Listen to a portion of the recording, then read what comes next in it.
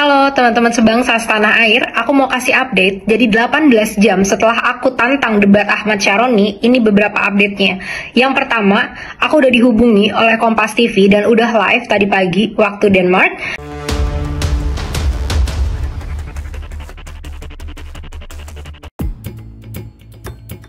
Nama Salsa Erwina saat ini tengah menjadi sorotan publik setelah berani menantang Wakil Ketua Komisi 3 DPR RI Ahmad Syaroni untuk debat terbuka soal tunjangan anggota DPR. Lantas, seperti apa profil lengkap Salsa Erwina? Aksi Salsa yang viral tersebut menarik perhatian warganet dan membuat banyak orang penasaran siapa sosok muda di balik keberanian tersebut.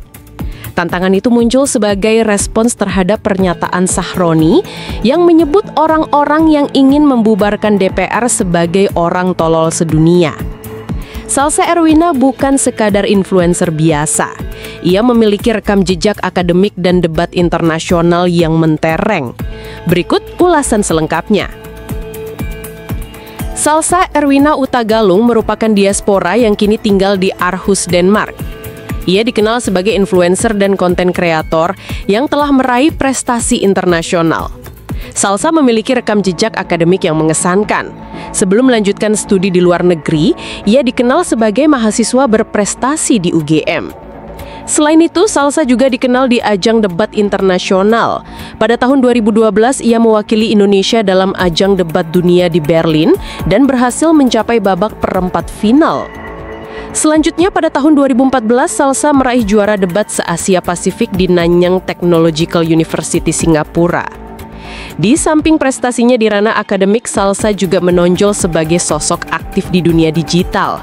Ia mengelola podcast Jadi Dewasa 101, JDW 101, yang menyajikan beragam topik relevan bagi generasi muda.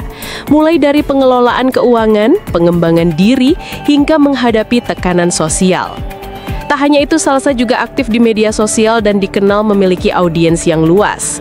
Ia konsisten membagikan konten inspiratif tentang pendidikan, pengembangan diri, dan isu sosial politik.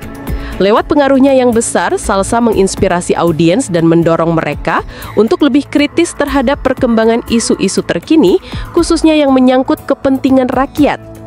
Banyak pihak menilai keberanian Salsa menantang Ahmad Syaroni wajar, mengingat ia memiliki kapasitas intelektual dan kemampuan komunikasi yang mumpuni untuk membahas isu-isu penting secara serius. Keberanian Salsa menantang Ahmad Syaroni menjadi sorotan karena bersinggungan langsung dengan isu politik dan transparansi anggaran negara, khususnya tunjangan rumah anggota DPR sebesar 50 juta rupiah per bulan. Kita debat deh, apakah tunjangan DPR itu berkontribusi terhadap kesejahteraan masyarakat atau enggak? Tutur Salsa. Salsa juga menegaskan bahwa jika Syaroni kalah dalam debat, tunjangan DPR harus dibatalkan. Sedangkan jika ia yang kalah, ia bersedia mendukung kelanjutan tunjangan tersebut. Namun respon Syaroni terhadap tantangan tersebut terbilang mengecewakan dan terkesan menyepelekan. Melalui akun Instagram pribadinya, Syaroni menulis bahwa dirinya tidak akan meladeni ajakan debat tersebut, bahkan menyebut dirinya masih blow on dan perlu bertapa dulu agar pintar.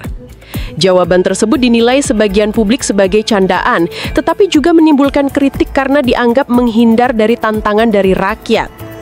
Meski respon Syaroni terkesan santai dan bercanda, keberanian Salsa tetap mendapat pujian dari masyarakat. Salsa dianggap sebagai sosok yang menjadi inspirasi bagi anak muda lainnya untuk menyampaikan kritik dan aspirasi terhadap kinerja pejabat negara. Selain itu, aksi Salsa menunjukkan bahwa generasi muda berpendidikan tinggi juga bisa berperan aktif dalam mengawasi kebijakan publik. Demikianlah ulasan terkait profil lengkap Salsa Erwina, sosok influencer yang berani mengajukan tantangan debat terhadap Ahmad Syaroni. Ternyata foto aku udah masuk nih ke feed-nya Ahmad Syaroni. Ahmad Syaroni punya duit sebanyak itu, bisa beli Cybertruck, bisa beli beberapa motor mewah, ketua Harley Davidson kalau nggak salah katanya di Indonesia. Uang sebanyak itu nggak bisa membeli kamu keberanian, nggak bisa membeli kamu nyali, nggak bisa membeli kamu akuntabilitas untuk bertanggung jawab sama perkataan kamu. Jadi, ternyata kamu diundang, nggak berani datang, tapi nontonin gitu ya. Fans berat ternyata sama aku ya.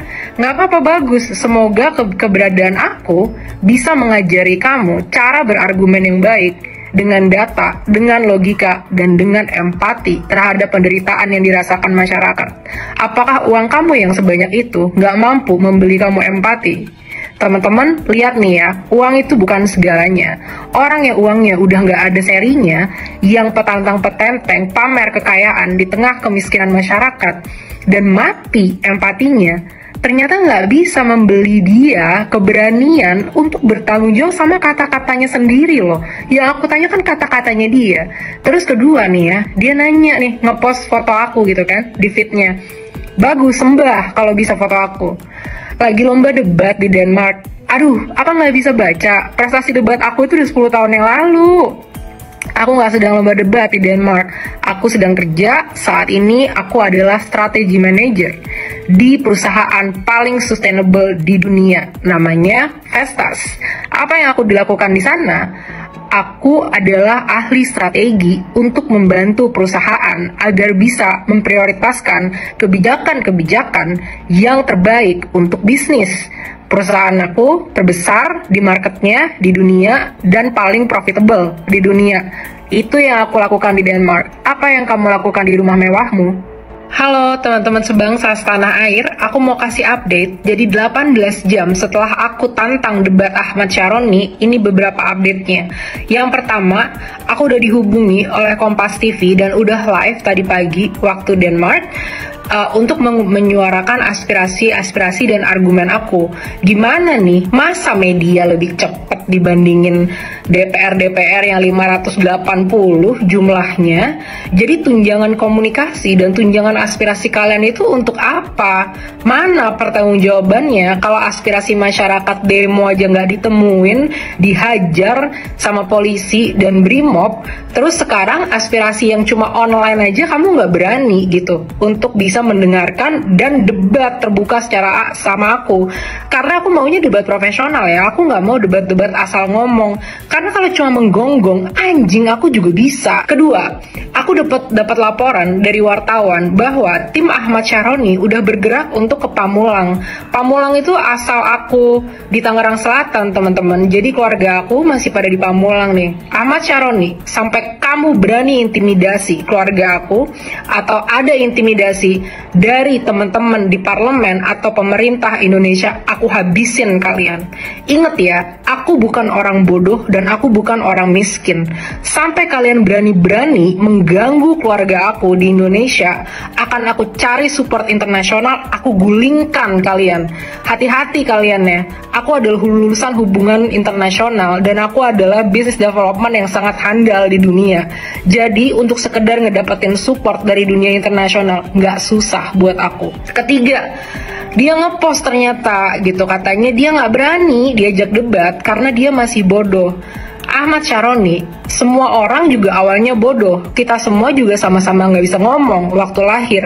Tapi kita semua punya kemampuan untuk belajar. Makanya ayo kita debat biar kamu bisa belajar cara berargumen yang benar, yang profesional, yang tidak ngatain bos yang ngasih kamu makan setiap hari. Kamu selama ini petantang-petenteng nggak pernah kan diminta akuntabilitasnya karena kamu merasa kaya, kamu merasa crazy rich, kamu merasa di atas angin dan tidak tersentuh. Tapi kali ini kamu berhadapan dengan aku. Setiap hari akan aku tuntut akuntabilitas kamu untuk datang dan debat secara profesional sama aku. Kita buktikan siapa yang sebenarnya tolol di antara kita. Kamu yang makan duit rakyat dan ngatain rakyatnya tolol, atau aku? Aku terbuka, mungkin aja aku yang tolol, dan aku udah bilang kalau memang aku yang tolol, dengan legowo akan aku support kamu Ahmad Syaroni. Tunjangan komunikasi cuma dibuat untuk posting-posting Instagram yang gak jelas gitu. 15 juta cuma buat kayak gitu, posting Instagram. Itu kan gratis semuanya teman-teman. Cuma sampai situ. Ini bener-bener investasi bodong yang kita lakukan untuk ngebayar gaji dia. Pecat Ahmad Syaroni.